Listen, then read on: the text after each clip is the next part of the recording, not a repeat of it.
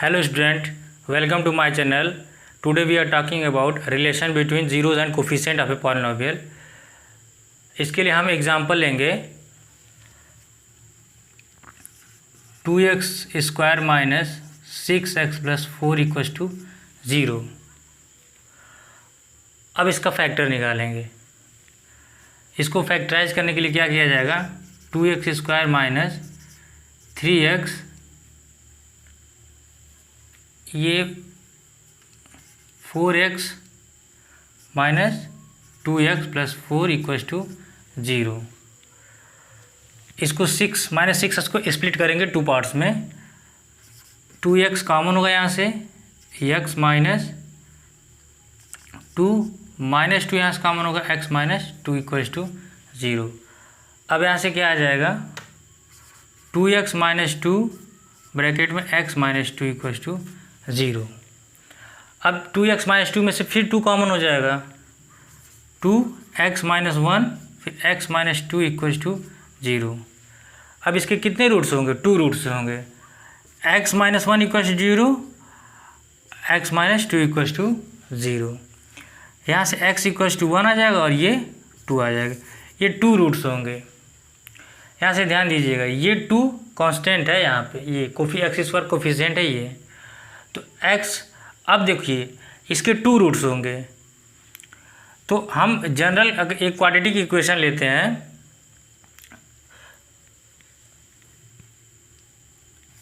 ax square plus bx plus c equals to 0। इसके 2 roots होंगे जिसको हम बोलते हैं, एक अल्फ़ा से और एक बीटा से डिनोट करते हैं। इसी तरह से यहाँ 1 है और ये 2 है। अब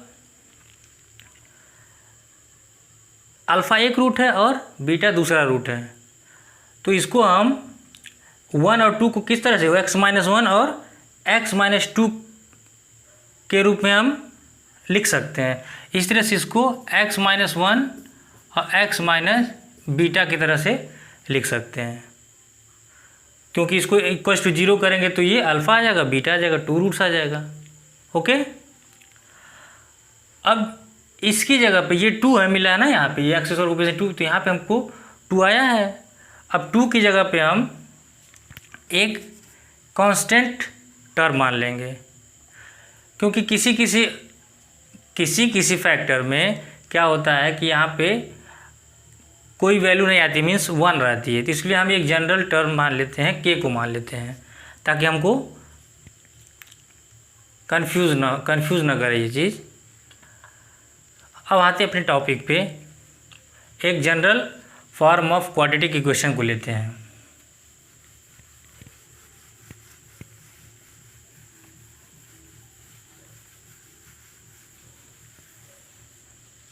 general form of quadratic equation को लेते हैं, ax स्क्वायर प्लस, एक मिनट यहाँ लिखते हैं, ax square plus bx plus c, ये जो होगा x माइनस अल्फ़ा और x माइनस बीटा, यहाँ पे एक कांस्टेंट जाएगा, ये इसके इक्वल होगा। अब बताया ना ये क्या है, इसका ये factor x minus alpha factor, x minus beta factor है, और ये क्या है, कांस्टेंट है, ताकि ये जनरल टर्म की जगह पे हम इसको ले लिए हैं। अब ये इसके इक्वल होगा, फैक्टर है, तो अब क्या करेंगे, इसको मल्टीप्लाई कर रहे हैं, ax square plus bx plus c, यहाँ से k ब्रैकेट में x minus alpha plus beta plus alpha beta, यहाँ से यहाँ पे x होगा।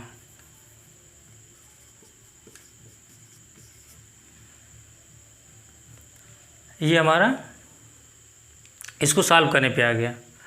अब नेक्स्ट स्टेप में ax square plus bx plus c, ये क्या होगा, इसको मल्टीप्लाई कर देते हैं अंदर, kx minus k alpha plus beta x plus k alpha beta,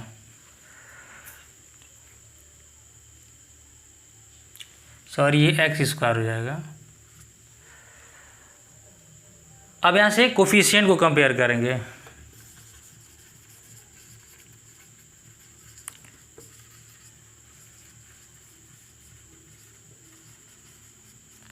comparing दी कोफिशिएंट्स।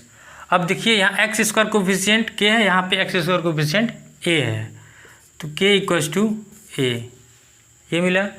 यहाँ पे एक्स कोफिशिएंट माइनस के अल्फ़ा प्लस बीटा, यहाँ पे एक्स कोफिशिएंट ओनली बी है, तो माइनस के alpha plus beta equals to b. अब के की वैल्यू क्या ए आया है, तो यहाँ पे a alpha plus beta equal to b, alpha plus beta equals to minus b upon a, ये एक चीज़ मिला। अब कांस्टेंट को कंपेयर करेंगे, तो के अल्फ़ा बीटा इक्वल्स टू सी, के अल्फ़ा बीटा इक्वल टू सी। अब के की वैल्यू ए है, यहाँ पे हम लोग फाइंड आउट किए के की वैल्यू ए, तो a alpha beta equal to c, alpha beta equal to C upon A.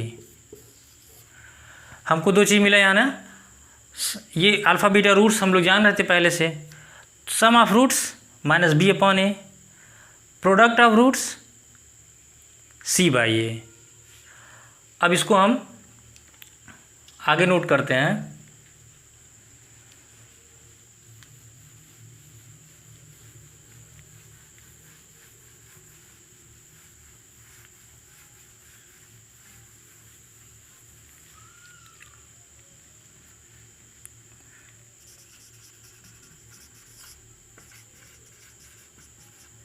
Some of roots क्या होगा, अल्फ़ा प्लस बीटा, ये क्या हो जाएगा माइनस बी अपॉन ए। अब ये है क्या, एक हम यहाँ पे ए एक्स स्क्वायर प्लस, समझने के लिए उसको नोट किया हम, माइनस बी अपॉन ए। अब ये क्या माइनस बी, ये बी क्या कोफिशिएंट ऑफ ए है, सॉरी एक्स है, तो इसको हम यहाँ लिख सकते हैं minus coefficient of x upon ये ए क्या है coefficient of X square.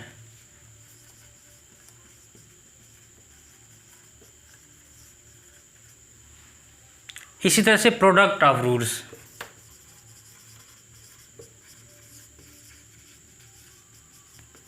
Product of root alpha into product of root alpha into beta equals to C upon A. अब इसको क्या लिख सकते हैं, सी क्या है कांस्टेंट टर्म है,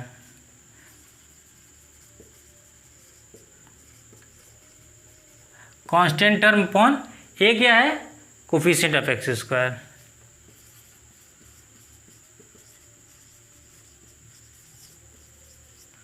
कोफिशिएंट ऑफ एक्स स्क्वायर, इस तरह से ये रिलेशन मिला हमको zeros and coefficient of quadratic polynomial, ये zeros and coefficient of quadratic polynomial के बीच में ये रिलेशन मिल गया हमको।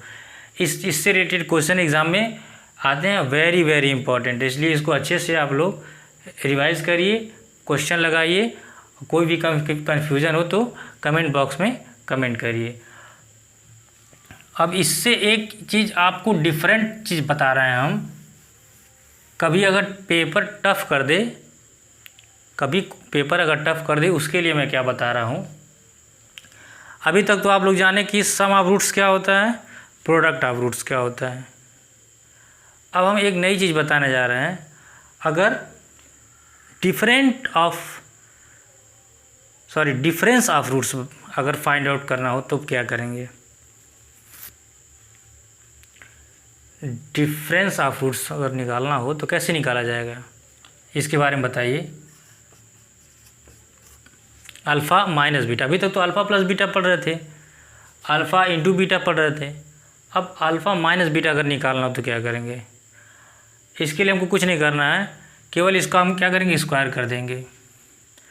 स्क्वायर करेंगे तो क्या होगा अल्फ़ा स्क्वायर बीटा का square minus 2 alpha into beta. अब इसको और तरीके से कितने लिख सकते हैं, अल्फ़ा स्क्वायर प्लस बीटा का square minus plus 2 alpha beta minus 4 alpha beta. अगर इसको सॉल्व करें तो फिर यही आ जाएगा अब ये इसको ऐसे लिखने का क्या मतलब है, ऐसे लिखने का मतलब यही है कि अल्फ़ा प्लस बीटा का होल स्क्वायर मिल जाएगा, ताकि हमको अल्फ़ा प्लस बीटा पता है और अल्फ़ा इंटू बीटा पता है। अब इसमें वैल्यू पुट कर देंगे। अल्फ़ा प्लस बीटा की वैल्यू क्या मिली है, -b/a, स्क्वायर है तो स्क्वायर कर देंगे। 4 अल्फ़ा इंटू बीटा की वैल्यू c/a मिला है। अब यहाँ से स्क्वायर करेंगे तो b²/a² -4c/a आ गया। अब इसको सॉल्व करेंगे हम तो ये क्या आ जाएगा, a²